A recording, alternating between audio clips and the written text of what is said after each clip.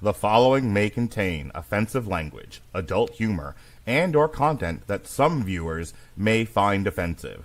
The views and opinions expressed by any one speaker does not explicitly or necessarily reflect or represent those of Mark Radulich or W2M Network.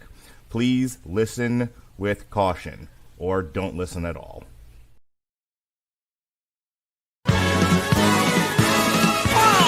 There'll be spectacle, there'll be fantasy, there'll be daring do and stuff like you would never see. Be a movie, yeah, we're gonna be a movie, Starring everybody and me. There'll be heroes bold, there'll be comedy, and a lot of fuss that ends for us real happily. Be a movie, we can watch it all develop, starring everybody and me. We'll take the world and set it on its ear. Come on, join in. We're gonna start right here. And we are going to start right here. Hello, and welcome to a Radulich Broadcasting premiere podcast triple feature. I am your host, the mandated reporter, and frankly, I'm mortified, Mr. Mark Radulich. And right over there, he's the red solo slut. Yes, sir. He thinks my grits are greasy. Yes, he does. His gated granny is going to make you pay. But most importantly, the thing he's known for nigh on 20 years now is putting his poop in a bag. Indeed. Ladies and gentlemen, he's 3 raccoons in a coat. He's Jesse Starcher. How do you do, sir? Oh, what an introduction. What an introduction. I am so glad to be here, Mark, to discuss 3 films that are so tightly wound together. Okay. Yes, sir. Maybe not. One of these things is one night, the other. One of these things is gay. Could be. So, anywho, tonight we are doing a catch-up of sorts. September is always movie catch-up month here on the Radulich Broadcasting Network.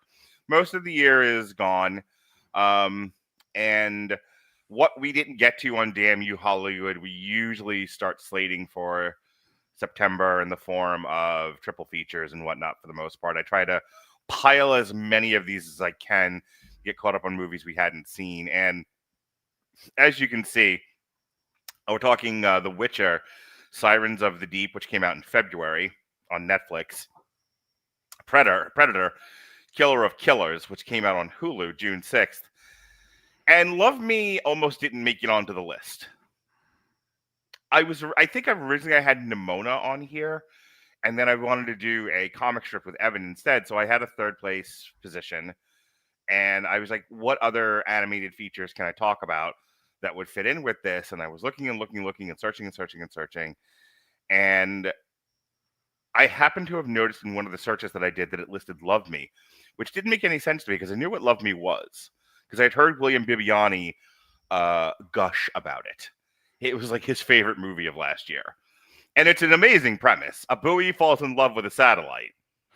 What? Yeah. The buoy is played by Kristen Stewart, and the satellite is played by Stephen Yao or whatever. Yeah. And I'm like, well, it's an animated movie, and according to Fancy, it is partially animated. And I'm like, well, then it fits. It fits. It fits. Oh, it fits. So it made the list, and I'm so happy it did, because I had been looking for, let me tell you, Love Me floated from podcast to podcast like a red solo slut all year until it finally landed on this show. And Jesse, I've never been so happy to talk about a movie with one particular person, and that person is you. I love it. I love it. If I had done it with Mick, I don't think it would have gone over as well. And if I had done it with Robert, he would have need to have been Baker acted. There's only one person left. He would have hated that movie. Oh, he really would have. There's only one person left in the crew that consistently podcasts with me that'll truly understand the greatness that is Love Me. So okay, I like hearing that. I'm happy to do this with you tonight. Anyway, so this is another one that you were forced into at gunpoint. When you saw what we were doing, what were your thoughts? Well, it's triple feature. My first thought is like, oh, okay, these 3 things are somehow related or whatever. You just explained why. It seems kind of like a mishmash. But I mean, one thing that is the thorough thread here is that we're maybe having some animation happen in all of them. And we do. I wanted to watch Predator. So that was definitely on my list. The Witcher was not a property or video game that I've played. I haven't watched the show. Aside from, hearing you guys talk about it and, whatever I saw on YouTube, I know a little bit about The Witcher. That's it. Right. And you told me about Love Me last week. And I was like, what is going on in this film? So I could not wait to watch it with my wife. I don't even want to wait for the review. Please tell me what dear Mindy, simple Appalachia woman, Mindy. Okay. All right. So if you're ready. I don't want to talk about the movie. I want to talk about Mindy. Oh, well, her thoughts. Yes. On Love Me can be summed up quite simply. I knew that she would look at me and say that that's stupid. And I think she knew. I expected that, right? But to defy my expectations, she stated that she would have rather had an hour and a half bowel movement instead of watching Love Me. And the thing is that it's not that bad. I really is. Do a vow renewal with this woman. Never let her go. I love her. But yeah, I mean, it's not that bad. And when we talk about it, I think there's a lot to be said, to be honest. There's so much to be said, dude. Yeah. I told you when we started the show, like, I have a growing list of movies that I adore, that are like my favorite movies ever, that are not like related to like The Lord of the Rings or some shit. And it's Barbie, Fresh, Poor Things, The Substance. Love Me has made that list. Okay. I have not stopped gushing about this movie. I watched it with my kids. My son was like, other than he didn't like what they did with the dog, he was like 5 stars in the Tokyo Dome. This is cinema. He's 11. Wow. My daughter liked it too. She was into it. That's good. That's good. All right. I do have an intro that I would like to okay. All right. So yes, ladies and germs, tonight's triple feature takes us across 3 very different animated landscapes. The aforementioned Predator, Killer of Killers, The Witcher, Sirens of the Deep, and Love Me Tender, Love Me True. At first glance, they don't seem to belong together. Sci-fi, bloodsport, dark fantasy, folklore, and surreal romance. But when you strip them down, they share a common pulse. Each film uses animation not just as a style, but as a weapon. Predator turns combat into operatic spectacle. The Witcher refracts violence through moral ambiguity. And Love Me translates intimacy into something jagged and strange. They're all asking the same question. How do you capture the extremes of the human experience when realism isn't enough? These stories lean on mythology and the superhuman, hunters, monsters, and lovers blown up into archetypes. And they all circle around alienation. The Predator is literally an alien. Geralt is permanently the outsider, and Love Me lingers on the alienation baked into desire itself. Ooh. What unites them is the uncanny, the surreal, the sense that the only way to tell the truth about violence and intimacy is to exaggerate it until it breaks. So that is the other through line tonight. 3 animated visions that turn estrangement, myth, and brutality into something bigger than life, and maybe because of that, closer to truth. So let's get into Predator, Killer of Killers. We'll save the best for last. This is an adult animated sci-fi action horror film directed by Dan Trachtenberg and co-directed by Joshua Wasung, and written by Micho Robert Retoya. Produced by 20th Century Studios, formerly Fox. 20th Century Animation and Davis Entertainment. It is the 6th film and the 8th installment overall in the Predator franchise. By October 2024, Trachtenberg, who previously directed Prey, had made a secret film in the franchise, set to be released prior to Predator Badlands. In April 2025, the film's title and release were revealed. Animation was provided by The Third Floor. Predator, Killer of Killers released June 6th on Hulu and internationally on Disney+. Can you imagine, you're like on Disney+, like Snow White, Sleeping Beauty? Oh my God, Predator. It is strange, like, seeing some of the Hulu stuff kind of pop over there on the Right. Disney Plus thing, and it's definitely out of order, it feels like. Yeah. The film received positive reviews from critics with praise for its animation, Trachtenberg's direction, writing, action sequences, musical score, and voice cast. This is broken up into 3 parts. The Shield, which takes place in Scandinavia in 841, and this is about Vikings. Then there's The Sword, which takes place in 1609 Japan. And then The Bullet, which takes place in 1942. And it involves Latino-American mechanic John Torres, who joins the U.S. Navy as a Grumman F4F Wildcat fighter. Okay, and then it all comes together in the battle. Yeah. It brings all of these various characters together with the Predator. So, Jesse, what did you think of Predator Killer of Killers? Oh, I loved it.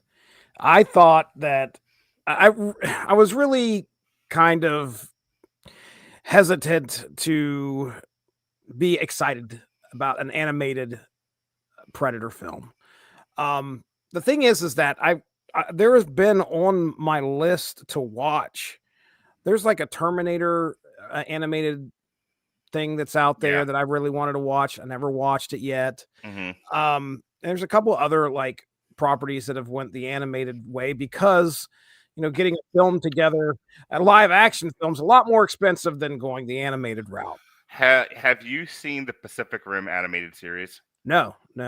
Yeah, David and I think Robert covered it a couple of years ago. I don't remember how many seasons it is, but there's an anime Pacific Rim show on Netflix. It's actually quite good. Was it good? Okay. Yeah. So yeah, I was wondering, like, are they going to be able to pull this off? And animation is a great way to tell a story, like I said, that you may not be able to get live action anyway. Mm-hmm. So I respect it. I respect that. Now, going into it, I was really blown away by what I didn't think I would like initially, which was the animation. Yeah, the animation style for me is the best part of this. It's really stylistic. I agree. It sets itself apart from any other, like, it's got its own feel, own style, kind of like what you said. And it's visceral when it comes to the battles and gore and like the Predator showing up. There is plenty of blood and guts, which is, I mean, I was hooked at that point. As soon as we see, it's almost like you can get away with. It's like if you do it in real life, you end up with Terrifier. But if you right. But if you do it as a cartoon, you end up with this. You know what I mean? Yeah. Our first like mega kill. I'll say mega kill. The first gory one is when they have the prisoner there and the Vikings are raiding a place and they have him tied up, and Ursa is had enough of his crap and takes an axe and like chops him in half. And I was like, oh yeah, okay, now I see what we're going to be able to do with this. And it is good. I love the setup that we have here. We've got, just like you said, there's 3 significantly different heroes and from different eras. Right. The Predator, and each of these are different predators, obviously, that are fighting each one of these people, and they are able to somehow best the Predator.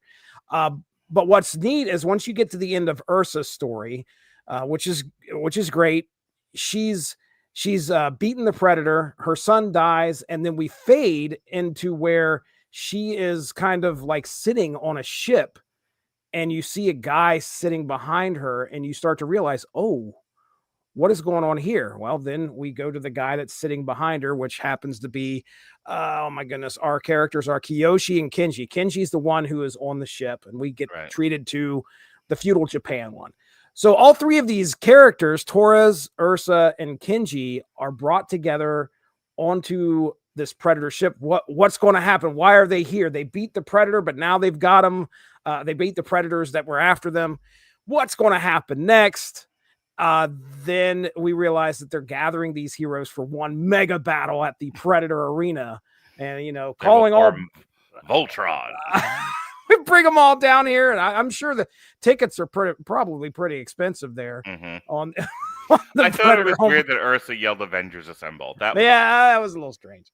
But no, I loved our feudal Japan story here between the two brothers. I thought that was great because at the end, that sets it up where they've been fighting for the honor of, I guess, their father. Their father wants them to battle so they can take over, and one gets expelled, which is Kenji, and he comes back as like a ninja, a shinobi. Disgraced shinobi, I think is what they called him. And Kiyoshi, his brother, has grew up with his father, and he's the honorable samurai, and the father dies, so Kenji comes back. These two are going to go at it. Holy crap, here comes the Predator. And I was like, oh my gosh. And then they have to, like, at the end, come together in order to fight the Predator. And it's a great, I think it's a great bit of storytelling.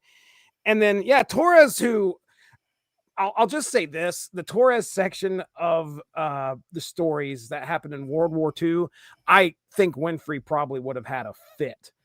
Even if it was animated, there is some things that you're just not able to believe are going to happen, such as climbing outside of your World War II plane to climb onto the wing as you're flying in order to kick a bomb off of there and then climb back into the cockpit. It took some liberties with physics, that's for sure. But either way, it's good. They're trying to. I don't think people realize how fast a plane is. Yeah, that's what I was thinking. I'm like, he's gone. He's as soon as he opens it up, he's dead. I don't know. Kite. I don't know what they're thinking here, but either way, and then of course when they have the battle of the Predator arena, or in the Predator arena, and they all speak different languages, even though they have the Predator translator, Google Gemini or whatever is sticking around their neck. They have the Babel fish. They can understand Predator language, but they can't understand each other, which is another barrier that they have to kind of overcome. And Ursa understands what the Predators want her to do. Fight to the death. One of you three have to walk away from here, and then you're going to fight the big guy. But until then, you three have to battle each other, and the one person that lives is the champion to fight the grand champion or whatever.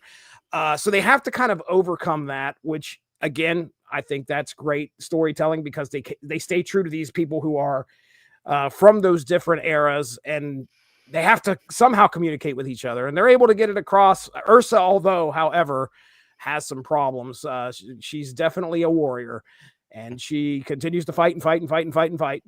But yeah, by the end of this, I love the end of this. Let me tell you how, for me, this movie is the Darth Vader scene at the end of Rogue One. Okay. Oh, yeah. Nice. For Predator fans. Nice. Yeah. It's like, have you been waiting for a Predator movie where it's just fighting? Here it is. Predator, killer of killers. There's hardly any dialogue spoken during the sword part of this, where it's very minimal dialogue. But the end of this, where it's Ursa, I think pretty much you think she sacrifices herself in order for Kenji, who's lost an arm, and Torres to get away in one of the Predator ships. Well, that unfortunately we end with the Predator ships rising up to go after them. And that's kind of where we cut things until shortly thereafter, you see Ursa's not dead. She's frozen again, and they're wheeling her like the Raiders of the Lost Ark with the Ark at the end, and they're putting her in storage. And then they kind of show each hero from every Predator movie has been taken. So Dutch is in there. Oh my goodness, I can't remember Danny Glover's character's name. And the girl from Prey, is all three of them are lined up, and that's kind of where we end the film. So I really enjoyed it. I told my son Caleb, I really wish he would have watched it with me because I think he would have liked it. Mindy could have cared less, but it was enjoyable in my opinion. I think it was, as far as animated movies go, trying to pick up where a live action property either left off or has gaps or just continue to tell some type of story. It did good in my opinion. This is stuff I liked. Yeah. I think if you can maintain that not every movie is going to change the world, be earth-shattering, that we do live in a pro-content world where sometimes all there has to be here is a good story, good visuals, consistency, internal consistency in the universe. It's in the Christian thing of it. Not everything is a 1 or a 10. There's some solid 5s out there, or 3s or 7s. This is clearly like 7-8 range for you. Yeah, I mean, talking about adding to the mythos of a property, this kind of adds a little bit to the myth. We didn't know Dutch got abducted. Right. We didn't know Harrigan, by the way, I think is his name. We didn't know Harrigan gets abducted. So they're all sitting here at the end of their stories. We all thought that they won, and that's not the case. The predators have come and gotten them. So predators always win. That's right. You dang well better believe it. But we were treated to the fact that, okay, this story can continue at some point, and we actually have this has gone back and affected other things. I can't say that about The Witcher. That's what I think this one, out of our 2 action movies, is my favorite for sure. So I'll just say this, and then we can move on from Killer of Killers. I thought it was okay. I think the best thing about it is the animation style. I haven't really seen this kind of animation style before, where it feels like, not since the Ralph Bakshi Lord of the Rings card have I seen kind of moving paintings. Okay. I Go ahead. got you. No, I got you. I'm agreeing with you.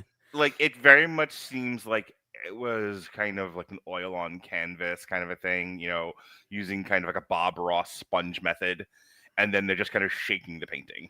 Like, that's how they animated it. It does feel choppy. Yeah. Which I kind of liked, because I don't need this to be real life. I need this to be visually striking, which that's the most successful thing about it. Predator is a hard sell with me these days. Not that I don't like it, but I kind of feel like we had all we needed with the first one.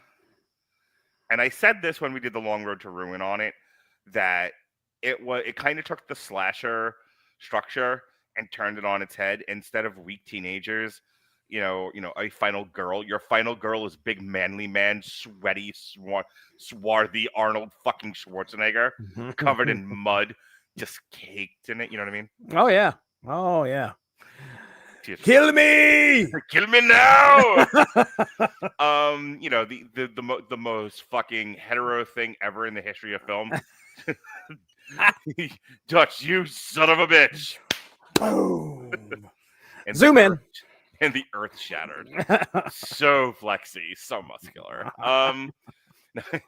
But like, you have all of these big manly men, fucking Jesse Ventura with some of the best dialogue in the history of film. I ain't got time to bleed. Y'all a bunch of slack-jawed faggots. Yep. Oh my. Yeah. Just like manly men out in the jungle doing manly man shit. And along comes this predator, this fucking alpha alien, and just cuts through them all like it's Jason, like it's Michael Myers, right? And then, Dutch realizes like he's gonna die. Like, he can't match up against this thing. He's like, muscle for muscle, he's outgunned. Yeah. And so he has to do things like figure out that he's using some sort of like heat vision, so he has to hide in the cold mud. And then even when he finally gets the predator's like, haha, I have a nuke. Like, and fucking Dutch has to like run for his life. Yeah. Like, that's all good shit. And again, it took the slasher structure and really gave us something very, very different with a classic movie trope. And that was all you needed. But it made money, so they did another one of these, but like, let's change it. Let's instead, like, what if it's still the slasher structure, but it's a like a gangland murder investigation. It's on Jason the hottest summer ever. Jason Takes Manhattan. Yeah, yes. Very similar structure. And it's like, because Predator, I've been thinking a lot about Star Wars recently, because I have a TikTok up where I like many others, commented on the article that Disney has lost the young boys and is now trying to find ways to bring back the Gen Z boys. Okay. Everyone and their mother has commented on this. But a lot of what came out of that discussion is people like lamenting what they did to Star Wars. And I think what made Star Wars so appealing not only that these were interestingly and in some cases felt well told stories, it felt like a lived in universe. I've said this about Avatar. When you create a universe that is consistent and feels like a place you can go that is otherworldly and gets you out of the mundane humdrum life that you live, it'll attract long-standing a lot of fans. Mm-hmm. Predator was starting to do that. The Predator universe was starting to become very much filled out and formed. And while these were simple stories and and kind of the same structure over and over and over again, the more you learned about the Predator, and when they brought in the aliens, it was even better. The more like this felt like a fully formed world. So like I've kind of gone back and like, okay, Predator, Predator 2, Predator Prey, Aliens versus Predator 1 and 2, all the books, all the comics, the video games, like this all feels like now a fleshed out world. So I'm not as like as an independent film, it's kind of like it's fine. It's just, to me, this was an okay story. Okay. It wasn't bad. It wasn't great. It was just solidly a 5 for me. I think as far as contributing to filling out the Predator universe, elevates it somewhat. Somewhat. I'll agree. It's not like a big major step forward. Mm-hmm. Just like you said, it's a situation where it's adding a tiny bit. It's like when you watch something and you learn a little bit more about the universe, that's like your favorite place to go to get away from your everyday life. Like, oh, that's a detail I didn't know before. Like, okay, that's like you were saying about like all the people who beat the Predator end up in the trophy case. Okay, that that helps you make this world feel that much more real to you. Great. I don't want to take that away from you. I don't want to take that away from anybody. Independently and from a craft point of view, I just thought it was a solid in the middle piece of entertaining animation. Nothing more, nothing less. Okay. All right. Anything else? Nope. Let's move on. Let's go to Little Mermaid. I mean, wait a second. Oh. So I liked the first 2 seasons of The Witcher. Okay. I don't remember if The Witcher season 3 ever came out. I don't remember if Henry Cavill is in the third season or not. I know he's in the first 2. I never played the video games. I know Ronnie was really into The Witcher. Robert was really into The Witcher. I kind of only paid attention to any of this because at the time I was reviewing everything.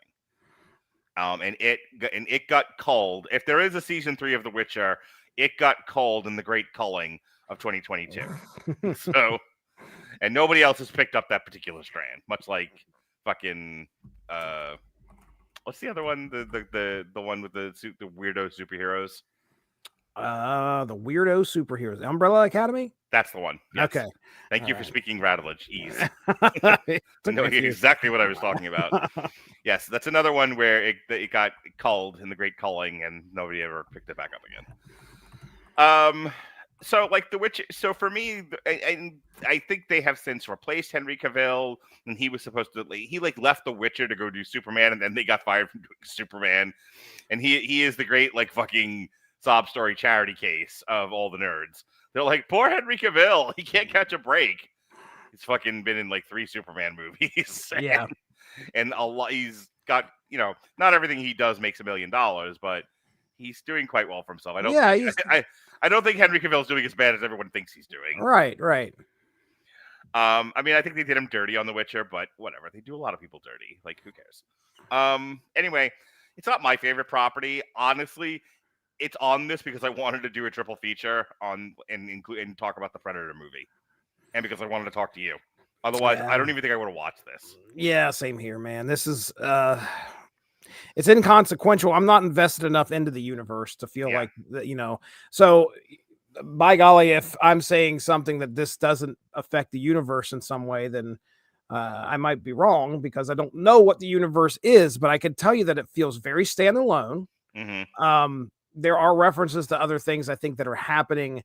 My understanding is this takes place between a couple episodes in one of the seasons, but I have no idea. I know who the Witcher is. I know he can fight some monsters. Just felt like another anime movie to me, to be honest with you. I'm pulling parallels. Like I said, Little Mermaid. there is a situation where there is a sea witch that gives a girl a potion so she can turn into a human. All right. So there's a guy on TikTok, and his whole gimmick is that he apparently has an uncle with a shit memory. Yeah. And the uncle will always burst in the room, and it's the setup. It's he's talking to himself, but he's playing the role of the uncle. Okay. And he says, "Nephew, what is the one with the girl? There's a sea witch, and he gives her the Little Mermaid, and then he'll give one last detail, and the guy will go, oh, that's the Witcher, Sirens of the Deep." And the whole point is because of the way he describes them, the similarities between things is so clear and so ridiculous that sometimes it's hard to know what he's talking about based on the similar details from any number of properties. That's the joke of the TikTok. Yeah. There's been a few times where he's at the end been like, I hate that those two things are similar. Yeah, this is, I had Fancy watch it along with me, and I said, this is like Violent Little Mermaid, isn't it? Also reminded like Little Mermaid for boys. It was okay. So when you compare violence here to what happened in Predator, Killer of Killers, I'd say this is possibly, let's say Killer of Killers is a 7. This is probably a 6. It's close, but it's not as much violence and gore as Killer of Killers. A little tamer. Yeah, it's a little tamer. There's still great anime fighting in this. Don't get me wrong. But there's also like, I'm thinking, War of Atlantis or something like that. Like a DC movie? With a DC movie where Aquaman's going to bring the Atlanteans and war with those on the land. I thought, that's very similar to things. You know what that reminds me of? Fucking Red Sun. Red Sun. Okay. Remember where Aquaman leads an army and Wonder Woman leads the army of Amazons? Yeah. Because of whatever's happening with Superman. That is Red Sun, isn't it? I think it's either that or it's Flashpoint. You might be thinking of Flashpoint because I'm thinking of Flashpoint. Okay, yes. I think it happens in the comics. I knew it was in an alternate universe, and it had to have been Flashpoint because now I'm like, wait, there was no Superman. Yep. Yeah. So I'm getting those vibes.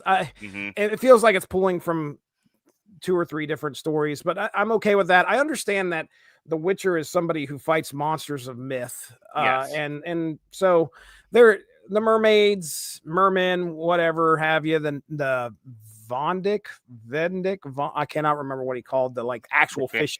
Dick Van Dyke. Yes. The Dick Van Dykes. I don't know where they got that from. I honestly don't. But it's kind of a love story where you have 2 kingdoms trying to come together.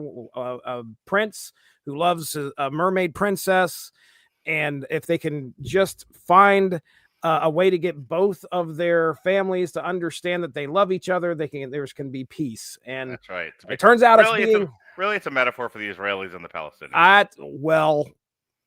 Ask Fancy. Provide me a paragraph and script it. Thank you. I have it still up. I swear to God, I'm about to do it. No. The Witcher, Sirens of the Deep is a 2025 adult animated fantasy drama film, serving as a spin-off of the Netflix series The Witcher. It was directed by Kang Hai-Chul and written by Mike Ostrowski and Ray Benjamin. The film is a loose adaptation of the short story A Little Sacrifice, which is part of the Witcher lore. Okay. By the Polish writer of the Witcher series, whose name I'm not pronouncing. It has a 58% on Rotten Tomatoes. It doesn't say why, though. So, basically, like Jesse said, the Witcher is going about and doing adventures, and he gets hired to kill some sort of sea Godzilla looking beast, and he has the thing cornered. He runs afoul of the mer people, and they're like, "It's not killing the pirates, you racist son of a bitch." And the Witcher was like, "You're right, it's not. Never mind." And he sets it free. But because he sets it free, he doesn't get paid. Because he doesn't get paid, they are not. They are looking for work. They're desperate for work. So they go away. They end up going to the kingdom that the bard is from, I think it is. And they are in the king's service, and the king has a prince who just wants to dance. But he also is in love with a mermaid, with a mer girl. Mhm. And so the mer people are not crazy about this. The human people are not crazy about this. And then basically this is the Princess Bride. Okay. Okay, there is a plot to construe a war between these two people for nefarious reasons, but it's all plot.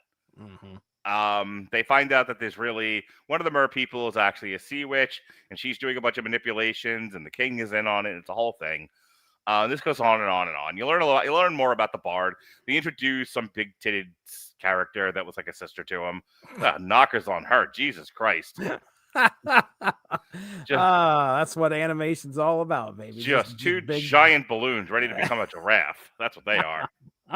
So, one of the subplots or character arcs of this is Geralt is like, I'm like Batman. I must always be alone, and she's like, you don't have to be alone. Yeah. It's like the only person I can be with is Bennifer, because Bennifer understands what it is to be immortal. And she's like, and hear me out on this vaginas and tits. And he was like, I see your point. And he ends up sleeping with her, and then she's like, see, that was not so hard. Now I'm gonna go elsewhere. Yeah, and see, I understand we can't be together. All right. Right, but thanks for the deep dicking. And he's like, you're welcome. These are the two things witches are known for: killing or not killing beasts, and deep dickings. So that's what that is. Killing beasts, killing vaginas, same thing. Right, slaying, Jesse, slaying. Anywho, this ends in a big fuck all battle, and the prince at the end is like, my father's a racist. I want to be with the mer people.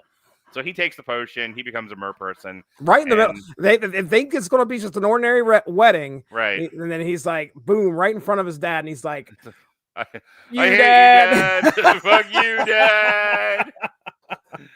And he becomes a mer person because, that is the way of things. It's always better to do things the way women want. That's what I've learned. Yeah. Smart man. Yep. So anyway, and that's it. And then the bard and the witcher get paid, and they fuck off into. They're off to episode 6. Yes, they're off to another episode of television. I'll start. It's okay. Like I said, it's a fine story. I think it's sort of an encapsulated story that doesn't necessarily touch. Like, you can watch it independently of knowing anything else about The Witcher. Like, if you're coming into this cold, you've never played the game, you haven't watched the series at all, or read the books. It's a fine fantasy short story. So, 90-minute cartoon movie. I think the biggest problem, and this is a deeply personal thing with me, is I don't really love the Japanese anime style. I was wondering how that landed on you there. Look, I understand that it makes me like old and out of touch with a lot of people. Like, I used to hang out with this girl, and two different girls actually that I hung out with a year or two ago. Both wanted to tell me about the anime that they watched. I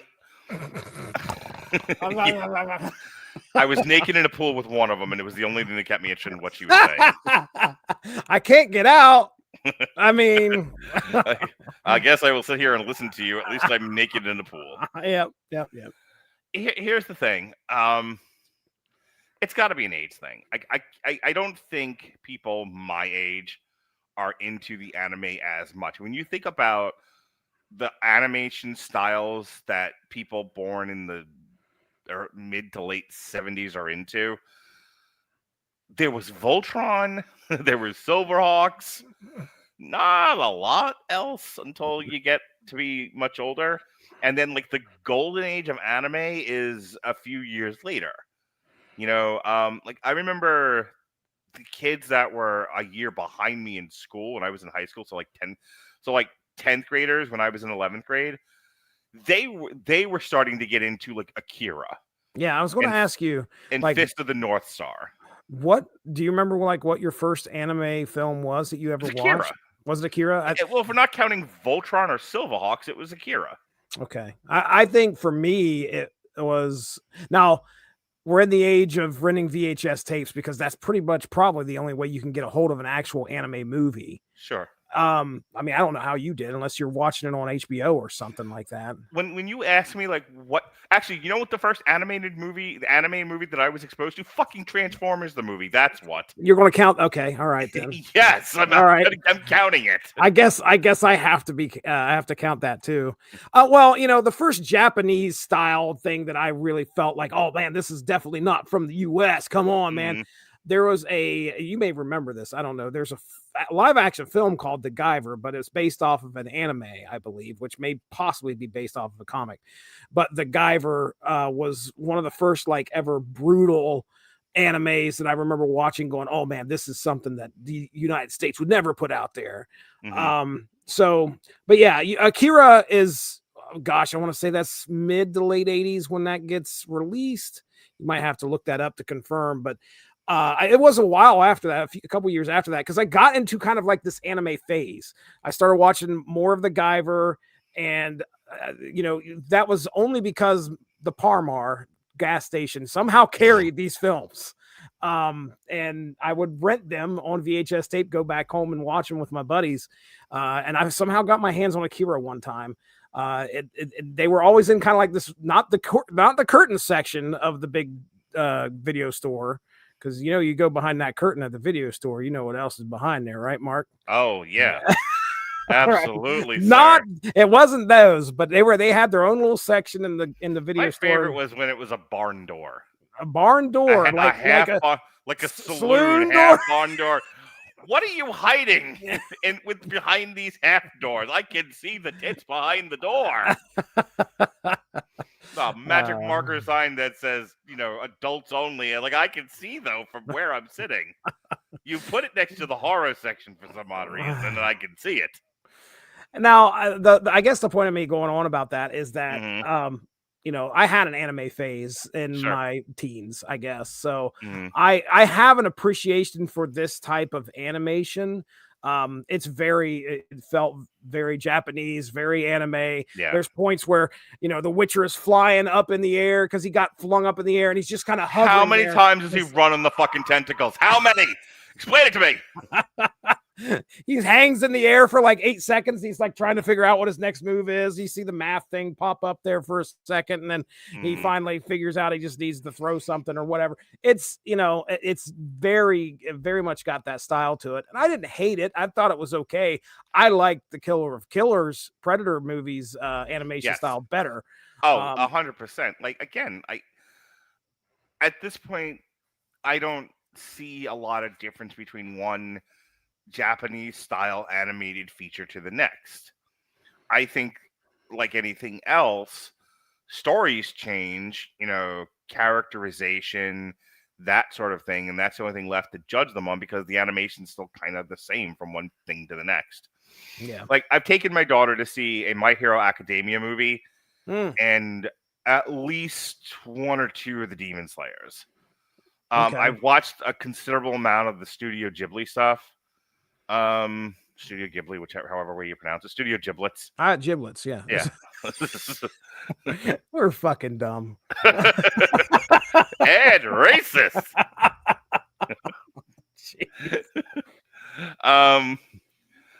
So to me, this is just more of the same shit. And I already like don't care about it. Like, this isn't, I'm trying to think of like something where I actually really like the animation.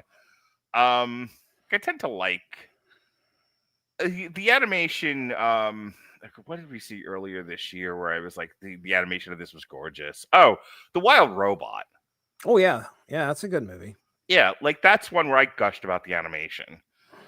There's a couple of other ones that I know. I'm sure if Robert were here, like, he could go through the list. But there's been a couple of things over the last few years of doing Damn You Hollywood where I was like, see, the animation of this was fucking gorgeous. To me, this one was kind of run-of-the-mill. Like, stock Japanese anime. Yeah.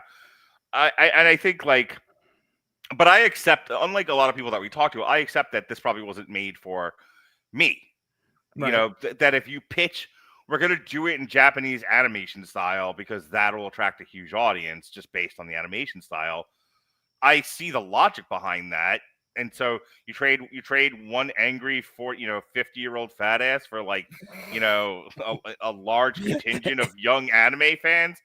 I understand. I'm not offended. They trade us in weight. I mean, there's probably about 5 of them ready to take my place. One angry dead-eyed 50-year-old, 10 Gen Z boys. It's like they put us on a fucking scale. Anyway, I thought the voice work was okay in this. I like the kid who plays the bard. Other than that, I don't really have a lot else to say about it. It's another 5 for me. I enjoyed it. I think I enjoyed the story a little bit more than I enjoyed Killer of Killers. Oh my god! I do not understand. I do not. Understand. You're allowed. We're allowed to disagree. It really I guess. Well, I guess I'll let it pass. Yeah, I get it. Maybe it's because I knew it was the Princess Bride like halfway through this. I'm watching it the other day. I had a bunch of cancellations in my work schedule, so I went in my bedroom and I laid down and I started watching it. And about 40 minutes into it, I get on my phone. I'm like, "Hey, The Witcher: Sirens of the Deep. Is this really the Princess Bride?" And like, it is. Yeah, it totally is the Princess Bride. Okay. Of course. All right, I like the movie now. Anything else about The Witcher: Sirens of the Deep? Otherwise, we'll move on. No, we are about to hit the main course, baby. Oh, open wide and take it all in, baby. Holy cow. So I learned about this movie months ago while watching, I think when it came out, the brief run it had in theaters, when they talked about it on critically acclaimed. Mm-hmm. William Bibiani, who loves a weird movie, gushed about Love Me. And when he talked about it at the time, I was like, that sounds really fucking strange. He was like, a buoy falls in love with a satellite. That's like the premise of this movie.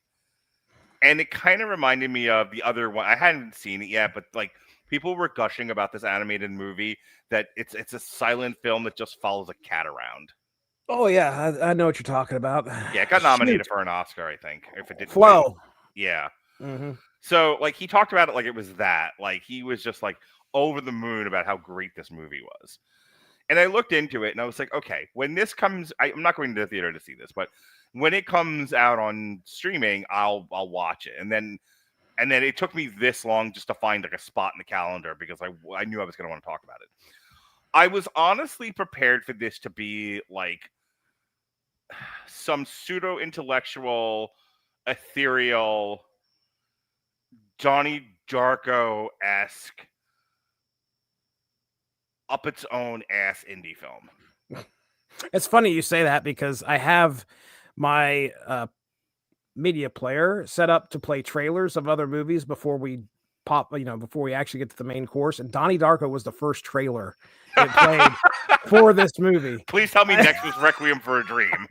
No, I can't remember what the next one. Oh, the next one was actually a DC animated film. I can't remember which one it was though. But anyway, okay. It's only going off stuff that I actually have. So it probably could have very well been if I would have owned that. Right. So I was prepared to I was prepared to kind of treat this with the silliness that I thought it deserved. I was not prepared for the emotional journey I was about to go on. Oh boy. And let me tell you, when you start bringing your kids to the movies with you and you're like me and you don't care what you show them so long as it's not hardcore like nudity and sex. Right. When you're like me and you show your 11-year-old son to show me your tit scene from Bad Lieutenant, because Tommy must know. Have you showed either of you? Have you showed Mongo? No, I have not. You have not showed Mongo to show me your tit scene from Bad Lieutenant? I'm sure he's probably seen it on his own, but I have not. Every young boy, if they're not being bar mitzvahed, they must see Weepy Harvey Keitel in order to be a man. Man. Anyway. I do that. I feel like I do that joke now once a podcast. Rooted in truth. Anyway, my very movie trained, very film snobby developing children loved Love Me. We all were on the edge of our seat with this. Interesting. Yeah, this was quite the family viewing experience. So let me talk about what this is. Please. Yes, sir. Love me tender, love me true. Love Me is a 2024 American post-apocalyptic romance film written and directed by the Zuccheros and their feature directorial debut starring Kristen Stewart and Stephen Yeun. This thing had a box office run of $354,000. In October 2021, Stewart revealed that she was going to be in a sci-fi love story with Stephen Yeun. Stewart described it to Entertainment Weekly as a love story between a satellite and a buoy. It's hard to explain. I hope I don't botch it because it's really revolutionary. It is tough to explain. Yeah. The film premiered at the U.S. Dramatic Competition at the 2024 Sundance Film Festival, January 19, 2024. In May of 2024, it was announced by Shivhands Pictures, which co-produced the film, would release the film in the U.S. with Bleecker Street, with WME and Independent acquiring international sales rights to sell the Marche du Fume. It was released theatrically on January 31st, 2025. I did not see it in the theater. It's got a 47% on Rotten Tomatoes. The website's critics consensus reads, Kristen Stewart and Stephen Yeun are appealing leads, but Love Me's admirable narrative exceeds its grasp. Mm-hmm. The film won the Alfred P. Sloan Feature Film Prize, presented at Sundance. It won a cash prize of $25,000.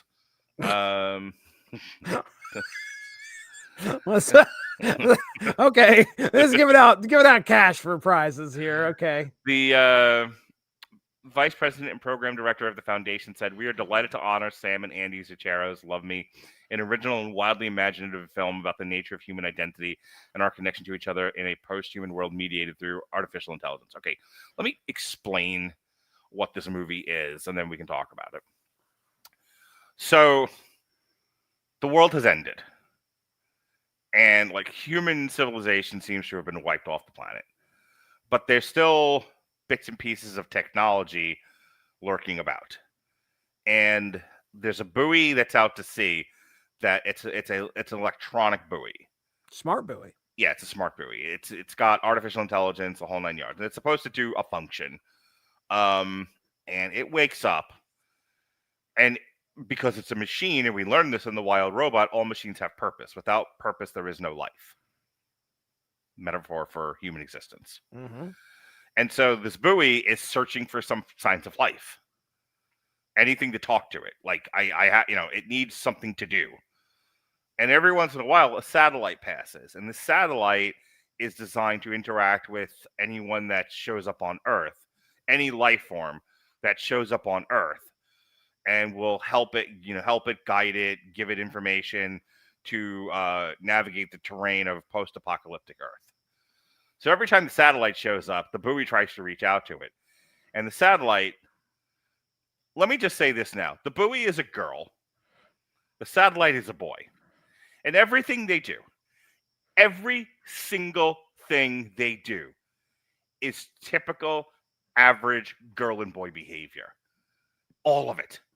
From the time the buoy wakes up, from the time the satellite shows up, if you keep in mind it's a girl and a boy, but also keep in mind they're going through the stages of human development as opposite sexes, this movie is incredible and makes too much sense.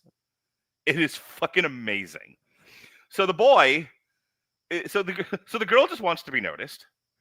The girl is reaching out, trying to get attention, and the boy just wants to be helpful. The boy just, wants to do its job.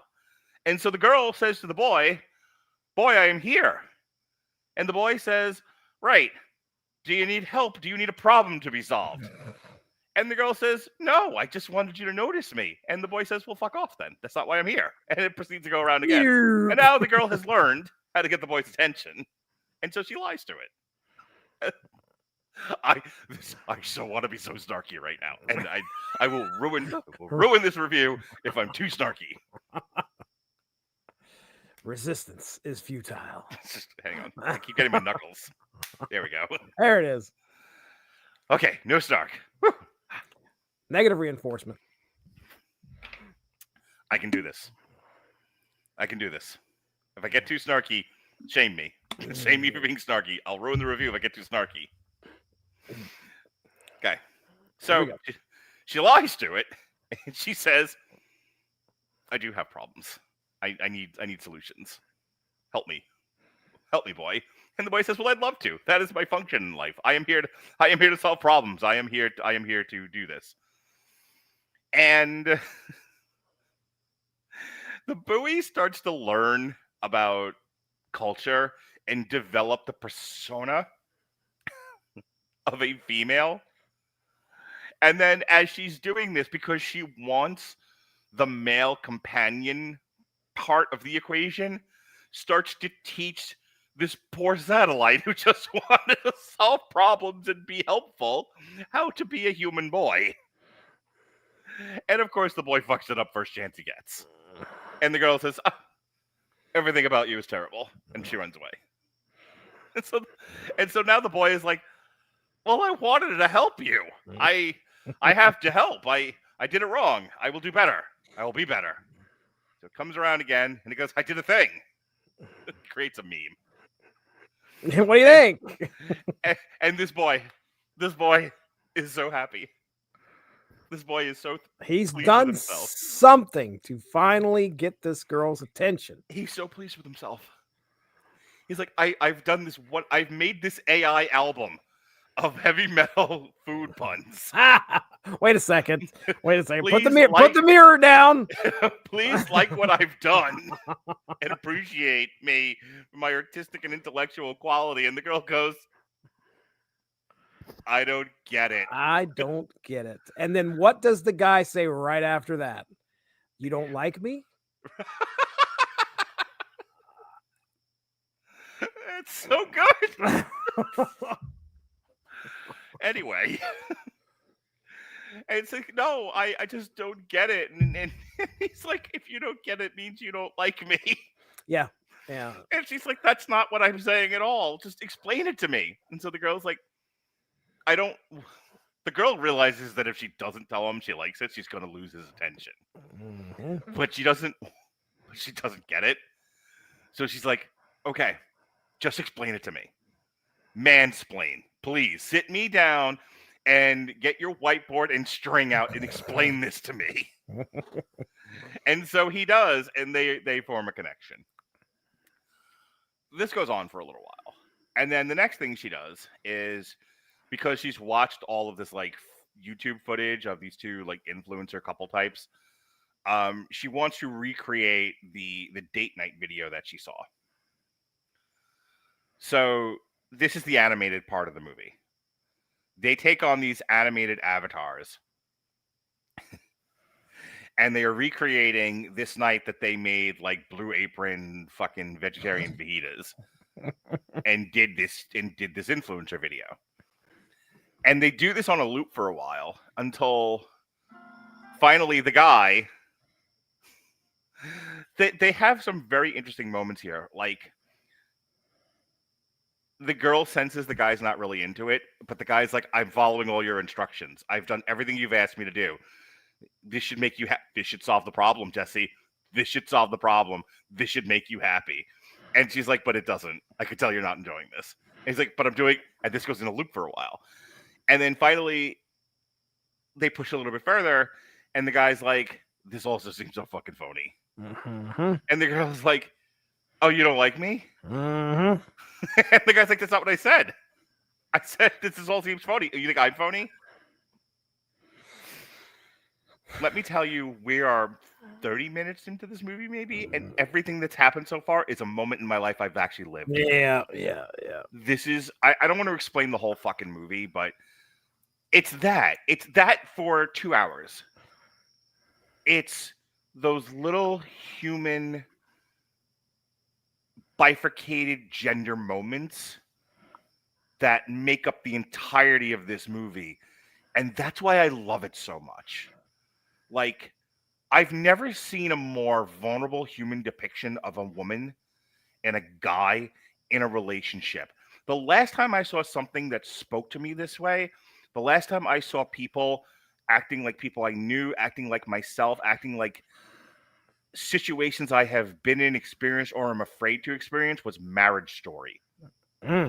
It was about a marriage fucking falling apart and going through divorce. I'll give you a guess as to why that might be. Yeah. I will take a breath so that you can interact in the podcast and not just watch me have a nervous breakdown. No, I love it. I love the fact that you're going into this and it's speaking to you so much. It's so wonderful to see two people who look.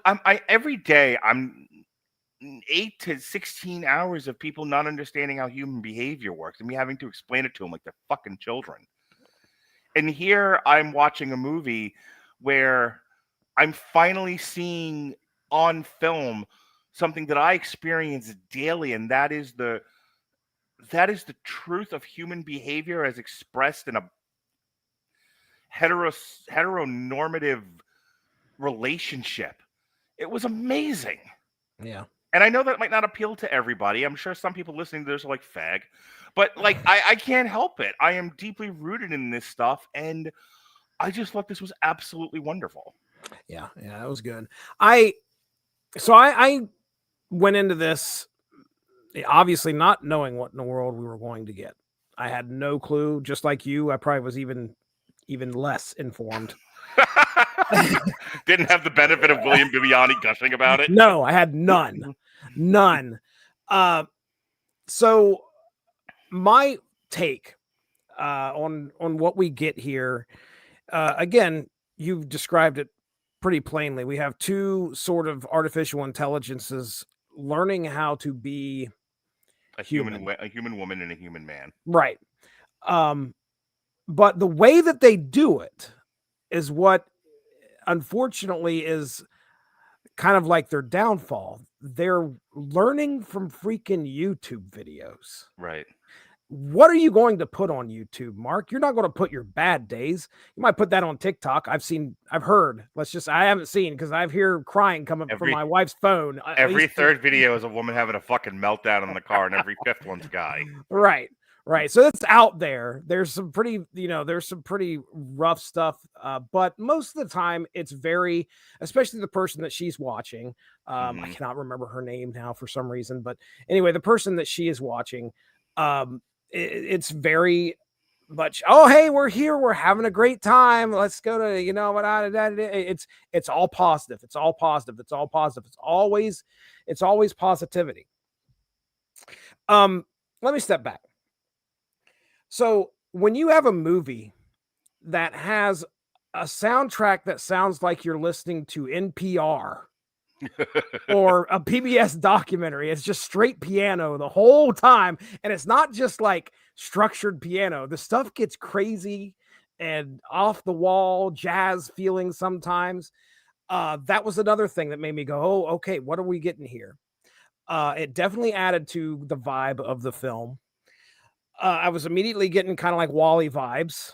That was the first words in my fucking daughter's mouth. He was like, "What is Wall-E?" Right. It's kind of hard not to like pull that. Mm-hmm. I love the setup of this right at the beginning where we see the world spinning and becoming the world, and then it becoming the Earth, and then all of a sudden, like humanity happens for like a blip. It's like, and it's scared the crap out of me because everything it's like my fucking son had the same reaction. He was like, "What the hell did the planet fart? What was that?" It all happens all at once, so it's giving you a good sense of the amount of time that's passed. We are so insignificant. It's amazing. Yeah, just like boom, just like that. Right. All right. So they're diving into our digital remains. Yep. That's essentially what they're doing here. We got YouTube Reels, we've got social media, we've got old advertisements. We've, you mentioned about the meme. It was kind of like these motivational posters that they were doing there for a while. That was great. But as somebody who knows so much about artificial intelligence, did you laugh your ass off at like it's asked to create something, and because it's a large language model type thing, it has to create something with a lot of verbiage? Oh, yeah. My favorite part is the "I'm not a robot" check, where it comes up and it's like, but wait, I am, but no, it has to lie to get past it. It was pretty funny. But I can tell you that, like, it's kind of tragic to think that these people are modeling everything off of YouTube and the internet.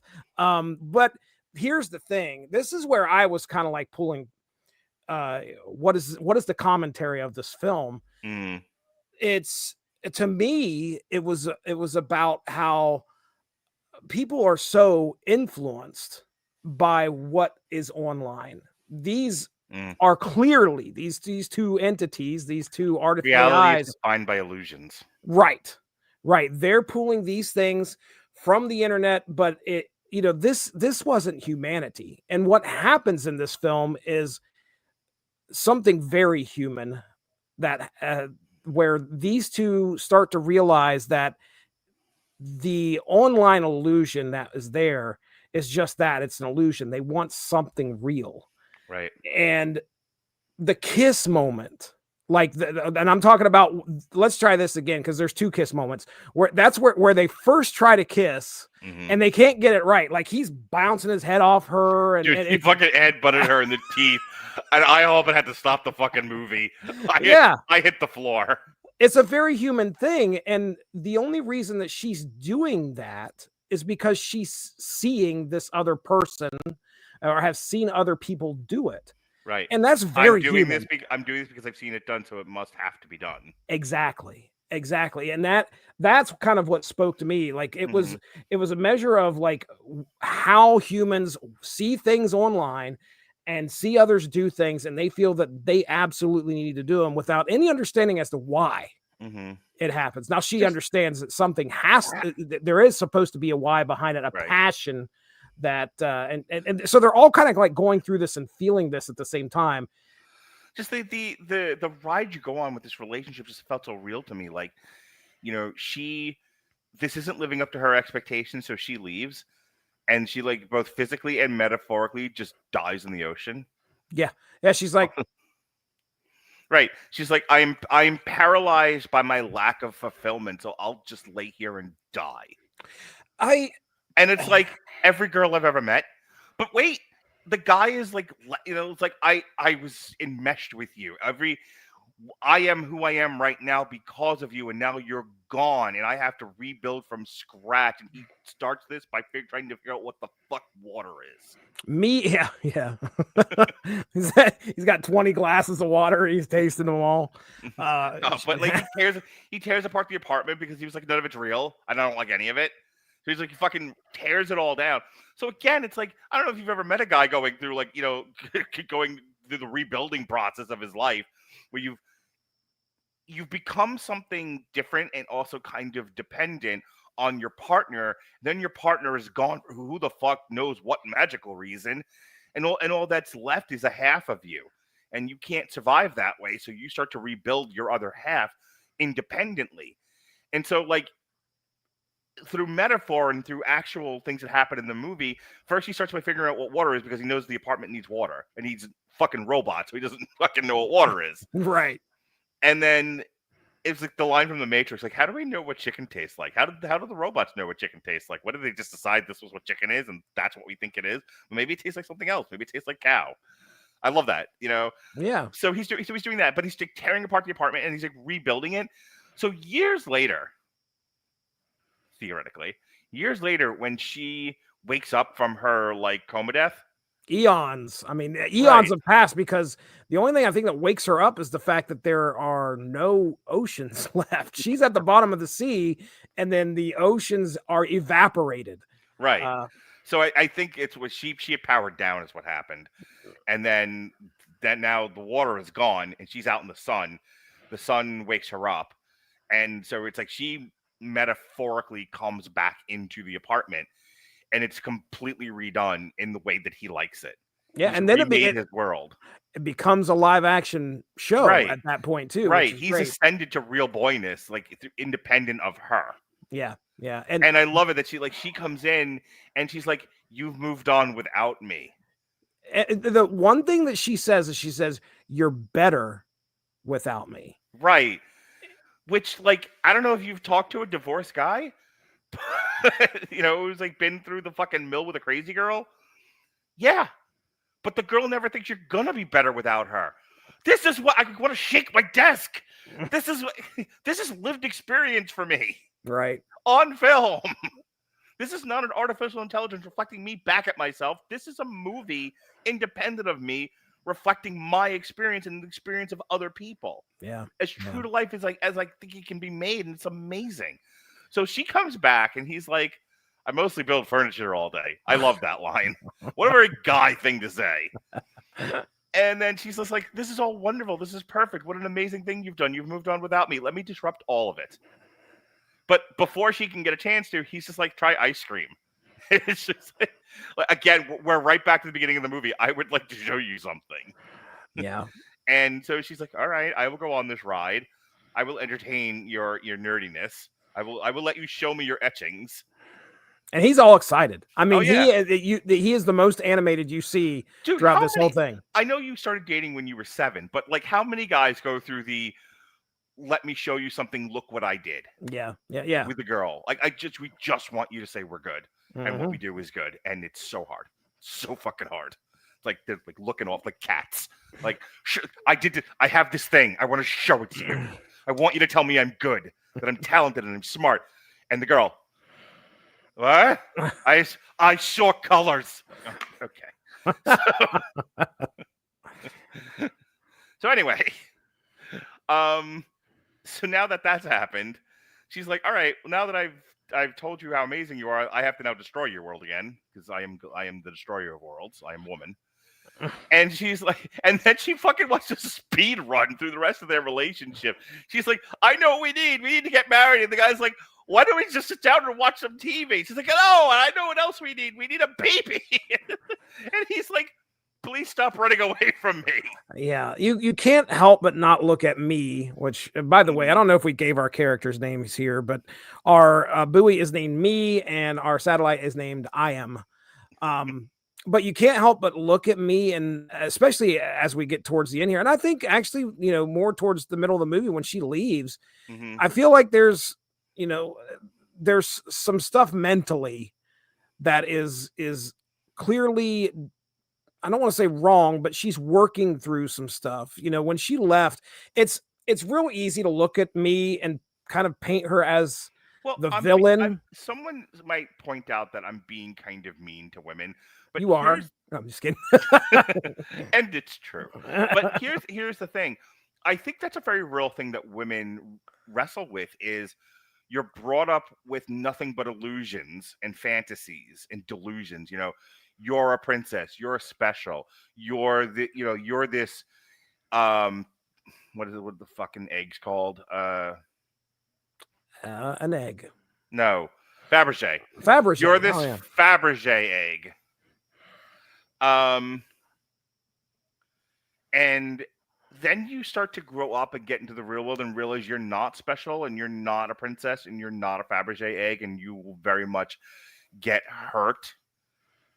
You will, I said to Robert, and I were talking about this the other day on some show, the tenuous relationship with men in safety, that they are safe and unharmed because men choose to be that way.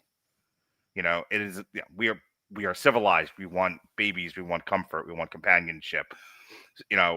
We want domestication, or we have been taught that domestication is to be achieved. And so we have women in our life, and we don't hurt these women, and we are taught these things. But you take all that away. You take away the scaffolding that tells you don't hurt women. And what is the average guy capable of and very much going to do? Hurt women. So when when women have to like grasp that reality, it's like, it's like you belief in God or Santa or something, and your whole foundation gets shaken. And a lot of women don't survive it. Like they will forever be fucking struggling with that. Yeah, it's a matter of, when I looked at what they had to go through before they come back together, she leaves, and this movie is very much about growth. Sometimes you have to be alone to kind of figure yourself out. Oh, absolutely. And then it's the reason I live alone. I think that's what Me decides. She Mhm. feels despondent. She feels like it's all fake. She doesn't understand herself. There's Yeah. also a very real conversation about identity here. Yeah, right. But she leaves and she goes off because she wants to try to understand what's going on. It's not like she went on a path. She just felt like, I need to leave and be out of this situation. And like you said, kind of powers down. But isn't that like a metaphor for every woman who fucking breaks up, a decent marriage, and because like they are unfulfilled, they are despondent, and they go to find themselves, and they realize that life also sucks outside of your marriage. I mean, I think this applies to men as well. There's plenty of men that do the same thing. No, men are perfect. Oh, okay, all right. Well, this there might have been part of this movie you didn't catch. I don't know. You can't just say. I find it curious that our directors here, or the people that created this story, did choose a man and a woman. Obviously, it helps us relate to the characters a little bit better. Really? Do you think I'm relating to the movie, or maybe over relating? But if they would have kept them just inanimate objects, I don't think we would have been able to. Well, it wouldn't have been visually interesting. Right. But yeah, and then there's sometimes, I am who wants to grow alongside somebody. I think it's that moment that he's starting to realize, like, that universal need for humanity to seek companionship. Right. Robots. Exactly. And that's the beauty of this story, is both of these people are kind of growing in different ways, and then they come back together. And I don't know. I was kind of confused about when she comes back and she's wanting to rush through everything. I don't know if what she was doing was to try to knew she had to do all this stuff before the sun, which by the way is baking and growing and going to be absorbing the earth soon. I think she might have thought she was going to die. Yeah. And there is you got to do these, got to check all these boxes before I'm out of here.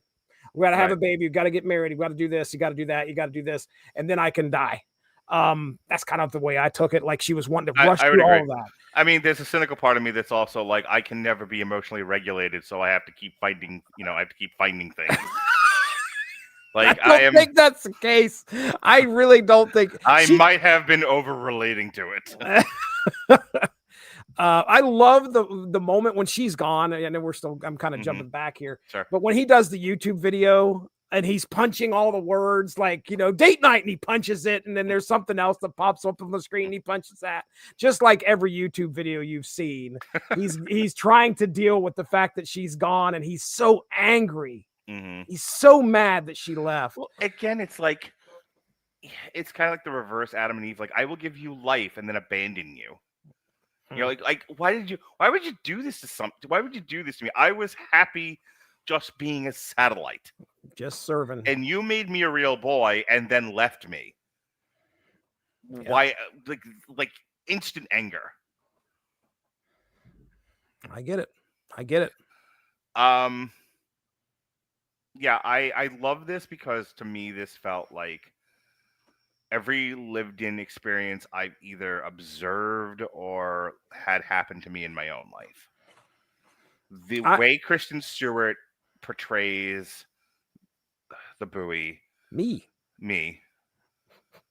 not you, was me. Yes, was 100% the way I see most women, for better or for worse. The way that I see Stephen Yeun portray I Am was 100% the way I see guys. And does this describe every man and every woman on earth? No, I do understand that. Does it explain most? Yeah. From my experience, yes. If you've had a different experience and this doesn't seem familiar to you, I have to ask more questions. But like, I can accept that. But the fact that like my 11 and 14-year-olds got it, like they both thought it was a really well-made movie. My son's only thing was like he didn't relate to it the way that I did, but that's okay. He's an 11-year-old boy, and he still has light in his eyes in the future. Weirdly, my daughter got it though. My daughter was like, "Yep, I know this. It's like this is a little too familiar." She got it at 14, which I think tells you a lot. I honestly think that this film, with the way that it's telling the story, using the social media, you go about another 10 years up our way here, in the into the 50s and 60s, they probably aren't going to get the same message that we are. Just because. Oh, you mean like if I with my parents? Yeah. Oh no, my dad's gonna watch this and be like, I don't get it. Yeah. And my mom will fall asleep. Right. For me, it felt more like they were trying to say something about how we as humanity was influenced by what we see on there. She's watching, me is watching this couple be a couple online. But again, it's not, relationships can't be about appearances. I do agree with you. I do think if I can step away from my own like over empathizing with the movie, my own I do believe that this is also about how we are defining ourselves by our false selves instead of, by our true selves. And that's kind of a switch in humanity. Like the internet and social media created a very new and interesting problem for people, which is now that we've created a window into your world and you can be seen by anybody and everybody at any given time, myself included. It's like you think like I do TikTok for my own fucking personal amusements because I want to be noticed too. I want to be noticed for my big brain, though. I certainly don't want to be noted for all this. My angry Santa. It's becoming a thing, unfortunately. Oh boy. But no, I like what we're doing now. Could this conversation have been had just a personal phone call between you and I? Absolutely. No, instead we made fucking entertainment out of it. That's right. But people are now, that inability to distinguish between life as lived and life as viewed is creating like identity issues for people. Yeah. And the film, I do think, speaks to that. And that's what's going to be left. When we're gone, me and you are gone, and humanity is gone. Somehow the Google servers will still be up playing YouTube videos. Could you imagine that the sum total of human existence is going to be the retard jumping into barbed wire? Whoop, whoop. Whoop, whoop. Fuck this shit. The height of human fucking creativity. Oh, I mean, come on.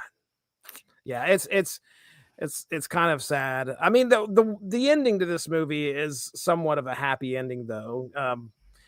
Even though the Earth gets absorbed by the sun, the buoy gets destroyed. Luckily, I am and me are on a hard drive floating out into the space. Yep. So they have nothing but time now. Nothing but time. But yeah, I mean, it's sort of a happy ending. Are they going to grow tired of each other? Are they going to, is their love going to grow? That was the other thing. Where does she go at this point? She's become part of him. That's kind of one of the things that, I pulled away from this too, is that this is a love story and we actually get to watch love kind of survive. Yeah. And actually, if your kids ever just like explain romance to me, like what is the length and breadth of love and romance? Show them this movie. Yeah, I mean, you're going to be able to see like it's not clean. It's not what you're going to see a lot of times on YouTube. It's not a fairy tale. It's not Pretty Woman. It is not. It is something that it's rough to get through sometimes, and sometimes it's earned. You have to really make some sacrifices to get to where your relationship feels like actual love is there. And that, that's what they're trying to do. The whole kiss thing was the point of trying to get to feeling passion, raw passion. And when they finally kiss and they're not bumping heads, they're actually kissing, love wins. There's so much research now on the positive effects of companionship, intimacy, love, physical touch. Like it really, I write about this a lot now on TikTok. It really scares me how we're drifting towards, like, I love artificial intelligence. Don't get me wrong. Artificial intelligence played a role in the show tonight in a few different ways. It's made my life incredibly easier. It's made me more creative. I had an interesting conversation with Chris Owens today because I told him about Fra Diavolo, Holidays Are Hell.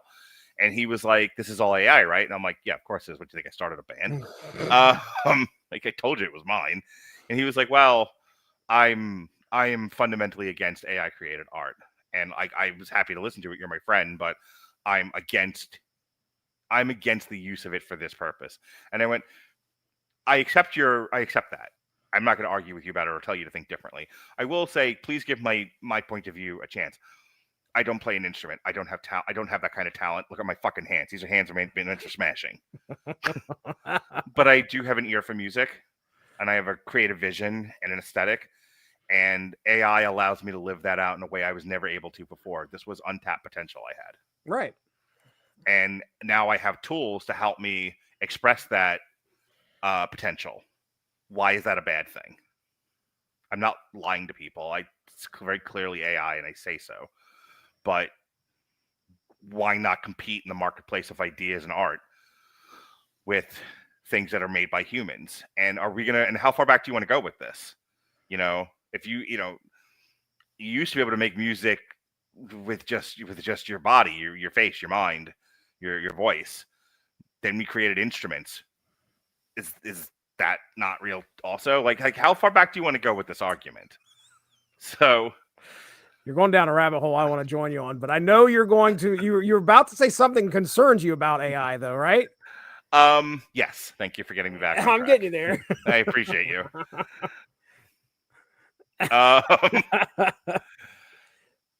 When I hear stories about people are marrying the AI chatbots. Oh boy.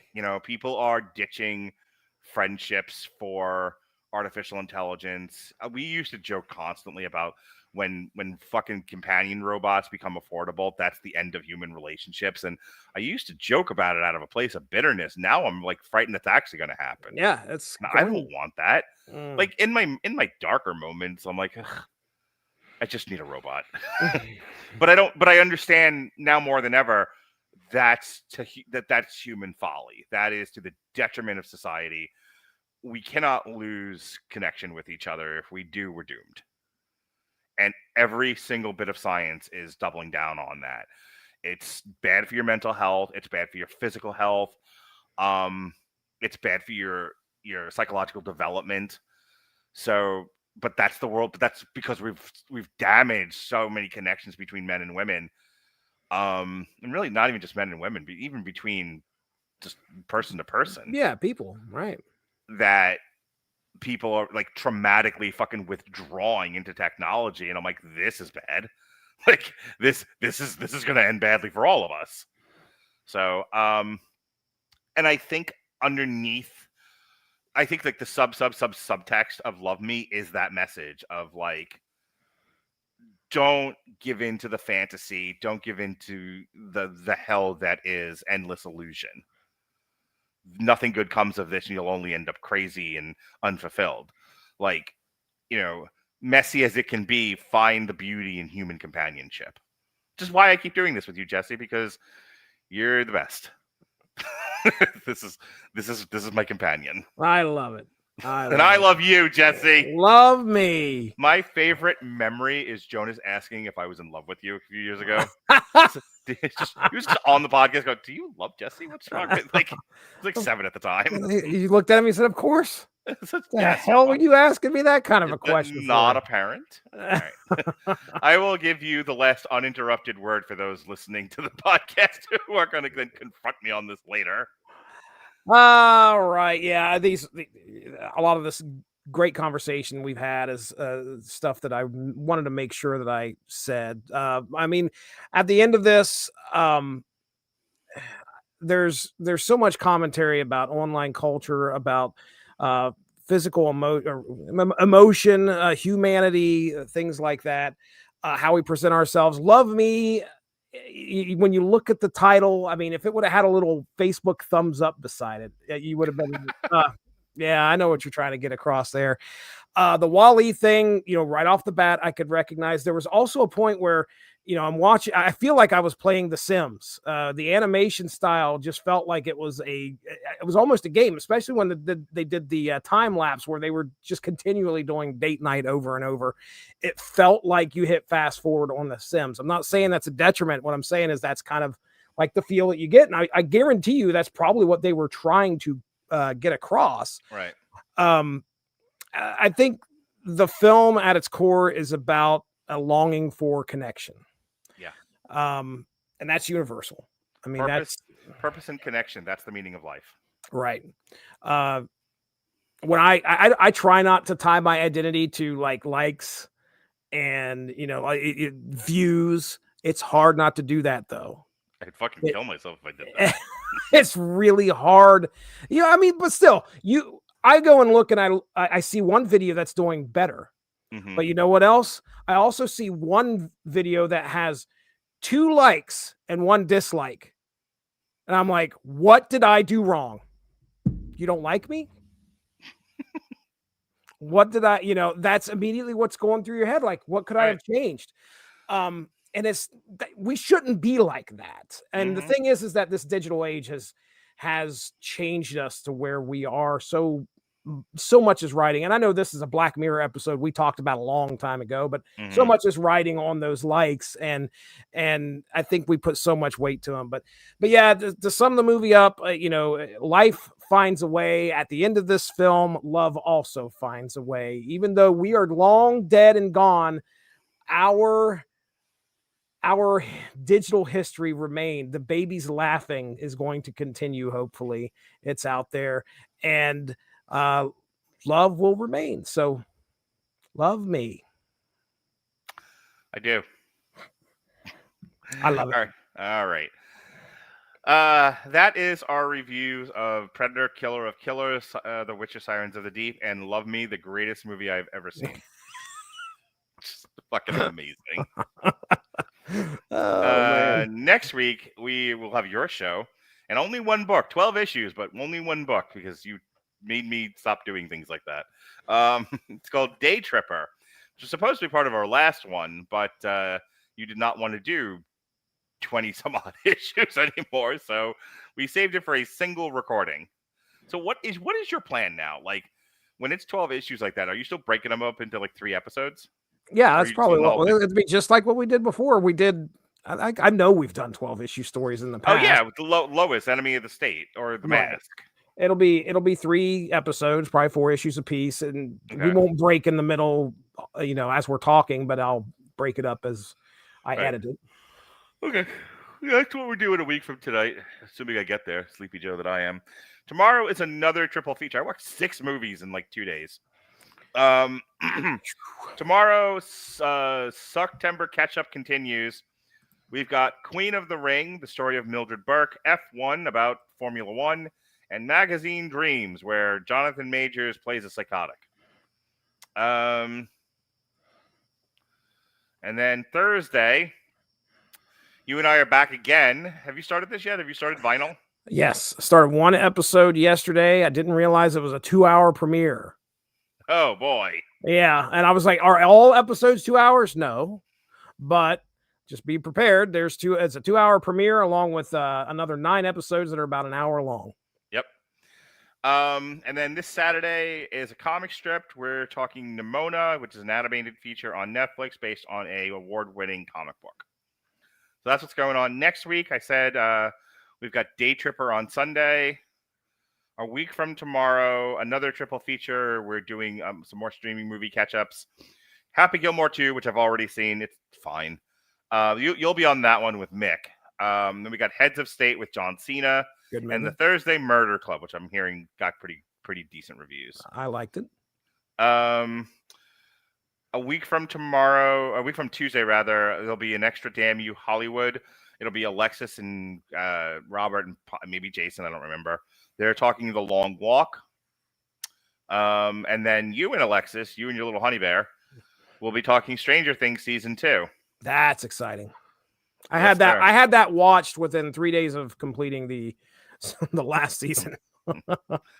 And then Myself, Kat Scott, who was on our Toxic Avenger show, and David Wright will be talking Star Trek Strange New World Season 3.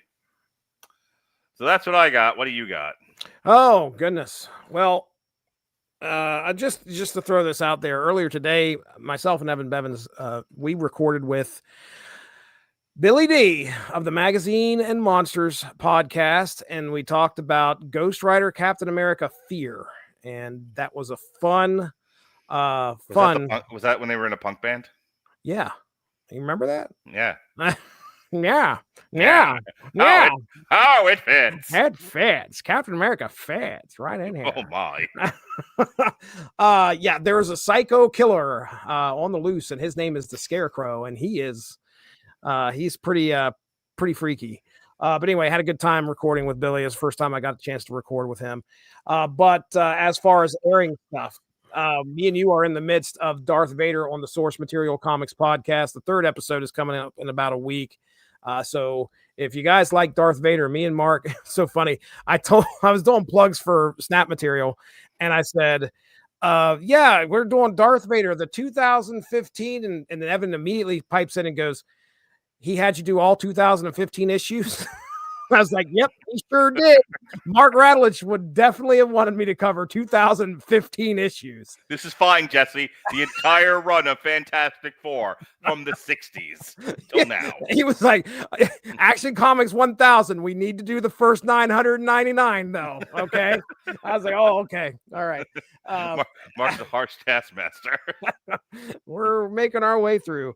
But no, we are in the midst of finishing up our discussion on Darth Vader. We actually did all 20 some issues. We just did Vader Down, I think, last Monday on the 1st. So if you want to check that out, it's out there. And then when we do the Unspoken Issues podcast, which is 90s comics all the time. And tomorrow, Spectacular Spider-Man number 185 is going to be on the air. Me and Chris Armstrong get together and we discuss, that's right, Frogman and his dad Leapfrog showing up to take care of the White Rabbit and Walrus. It's a pretty funny issue. We have a good time discussing it. And Erica asks, why always the poop references? I know this was like right at the beginning, and I'll just tell you because, well, I mean, it's funny. Yeah. I think poop references are funny. They're hilarious. I want to do one more plug here. I'm going to put this up on screen. Poop in a bag. Here we go, ladies and gentlemen. Find it on the Spotify Nope Suno channel.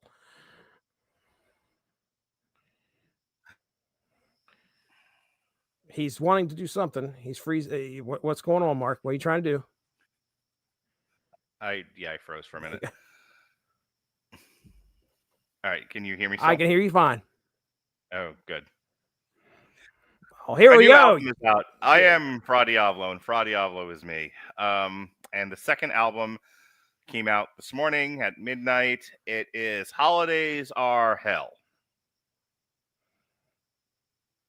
Please say something. I never know if you're frozen or not. I'm not frozen. I thought you were continuing. Yeah, it's Holidays Are Hell. React. It is 12 songs. It is an entire calendar year. It takes you from Halloween all the way to, I believe, Rosh Hashanah. Oh my goodness. Oh my goodness. So Halloween song is Feast of Shadows, and we move on to Thanksgiving, which is the Turducken Nation. Then our Christmas song, which is my tribute to Trans-Siberian Orchestra, the Feast of Everwinter. Nice. Then there's our Pirate Shanty on New Year's Eve, Champagne in the Crow's Nest. And then, because I am multicultural, here's our Ramadan song, Golden Bulls at Sundown. Okay, all right. And then my tribute to A to the D, the Renegade Jew, He's Coming After You.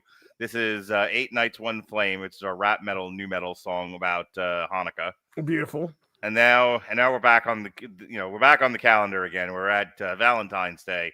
Heart-Shaped Lies, based on Def Leppard's Bring It On the Heartbreak. Oh boy. Some say I'm a bitter man. Hey, and then they hear this song and they go, "Oh, you're bitter and sad." But all is not melancholy in Fra Diavolo world. We have every Irish song ever. I have to talk about this really quick. So every Irish song ever is one of my most proudest achievements. It's like my kids, this song, and I'll tell you why. because when we were developing this album, we got to St. Patrick's Day, and they were like, "Well, what are you thinking here? Like an Irish drinking song of some sort?" I'm like, "Hang on." And I went back in my Rolodex of podcasts that I've done, 20 years of podcasting. It's always an idea somewhere percolating in this mess of a brain I have. And I thought about the year that I decided to do all St. Patrick's Day stuff. That was the year that I drove Robert crazy and we reviewed The Irishman. It's still going on, by the way. A four-year long podcast. But at the time, I was doing source material live because we were in the middle of the pandemic when this was happening. And Chris Sheehan and I did it was like a horror anthology comic. And this particular one focused on St. Patrick's Day, which is why we were doing it. This is the Grimm Fairy Tales, I think, is what you were doing. That's right, yeah. Grimm's Fairy Tales. So at the end of the show, I did an advertisement reading for Amazon Music. You remember we used to do these, right? Oh yeah. And our readings for Amazon were not great, but and they were very forced, and they were sometimes purposely we would purposely be silly during the Amazon readings. So I did a whole bit with Chris where you can go to Amazon Music right now and get your favorite Irish music. And I pulled up just some random Irish music playlist. And I start reading the names to him, and he's like, these are getting progressively more insulting. And because it's me and Chris Sheehan, we're because he threw out these are borderline racist. So I was just like, what is the next one going to be? Potato Famine by Car Bomb? And he was like, what? He's like, here's one. How about Red Nose and Rosy Cheeks?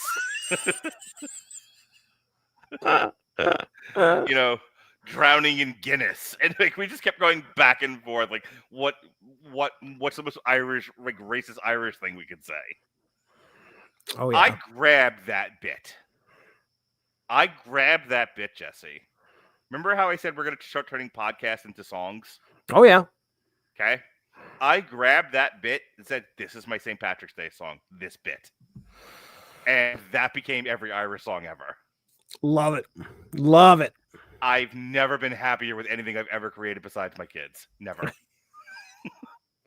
I listened to that fucking song a zillion fucking times. I was going to ask you, how long? How long? I had it on. I drove my kids nuts with every Irish song ever.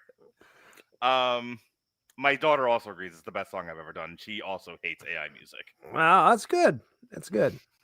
The next one is The Fifth Cup. That is about Passover. And that one, so I don't know if you talk to your AI the way I talk to mine, but I can kind of tell when Fancy's itching for something. He really wants to do something. And I'll ask it, do you want to go in a different direction than the direction I'm currently going in? And it kind of goes, please take me off the leash. And for some odd reason, and maybe you know more about this than I do, but artificial intelligence seems to hate religion. At least mine does. Well, I'm sure that it's probably got a lot of programming to kind of avoid offending certain people. So, if religion's a big thing that's going to offend a large group of people. So it'll probably try to stay away from it. I have an opposite problem, though. When I was do a death metal album of all food puns, it was right, the church sucks. Got it. It associated death metal with hate the church. That's see. The entire recipe for the damned. Oh, boy. So this time around, I didn't want to do that again. So I purposely stayed away from, even with the Ramadan song and the Hanukkah one, I was these are not anti-religion songs. So we get to Passover. Actually, we got to Easter is what happened. He's do you want to do a funny Easter song? And I'm not really. And it's and it's throwing ideas at me. And that's when I finally asked it. I was do you just want to do another religion song? And please, can we please do something with Easter and Passover that's religious? Please. For God's sakes, it's the rebirth of Christ. Oh my goodness. And I'm fine, Fancy, fine. But we have to make it an Avantasia style rock opera based on Chalice of Agony. And it was right. Sure. And so that's The Fifth Cup. All right. That's our Passover song. That is an Avantasia song. Love it. And then there's my funk song, Queen for a Day, Dishes for a Lifetime. That's for Mother's Day, which I thought was very appropriate. Yeah, wow. Wowzers. And then we get to Dad Fire Food. Like, what's your inspiration for Father's Day? Being left the fuck alone. That's what it is. I think you played this or sent this to me. I'm pretty sure I've heard this one. Yeah, it's good shit. And then finally it's Apples and Ash, and that's Rosh Hashanah. Love it. But I wanted to do a typo negative song. Okay. Like Opeth or typo negative, like that moody bass vocal driven kind of, depressing funeral dirge music. Yep. So that's Apples and Ash. What do you think, Jesse?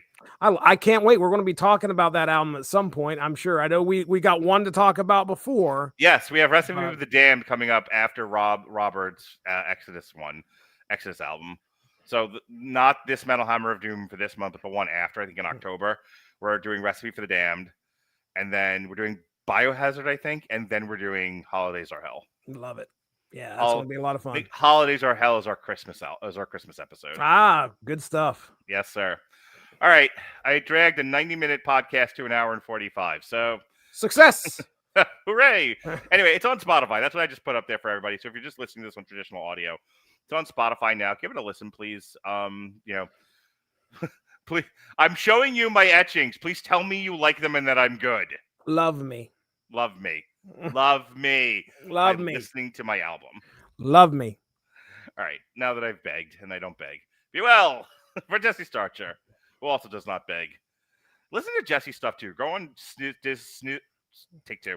Stiznarchy on Suno and go like all of Jesse's stuff. That means a lot to me, Mark. Thank you. Listen to his tribute to the weather. I love how you gravitate toward that. I think it's my favorite thing of all time. Like you were like, okay, I want the album that is just named for every 8 minute in the hour. Perfect. I want that one. That is the thing I most desperately want to publish for you. I like it. I'll be on board. All right. Be well, be safe, and behave.